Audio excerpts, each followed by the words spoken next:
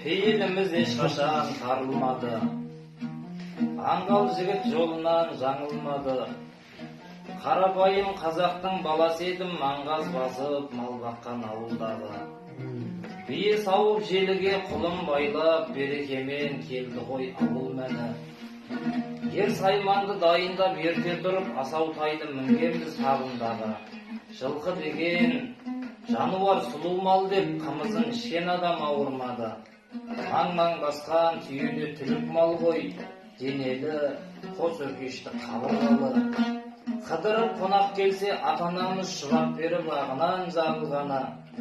Сиырдың күре болса зеңгі баба, мезгілімен оның да сауылғаны. Айран ішіп, ірімшік құрт жесеңіз, қалып қояр аузыңда нағыз дәмі. Асқатыққа сояны мал іздесең, қой мен ешкі қораңнан табылғаны. Ауыл деген әрине берекелі, несібеден қалтамыз қалыңдады. Сондықтан да біз ақкөңіл адамдарымыз басымыздан бағымыз арылмады. Сөйтіп жүріп, өлеңге құмар болдым, демес едім бұл да бір қарын қамы. Медретте тұратын бозбаламын, арайлап атып тұр ғой таңым дәлі. Білсеңіздер, ауылдан шыққан екен қазақтың небір дүлдүл дарындары. Жайлап өлең жазып жүргенімде көп адамдар дұрыс деп қабылдады.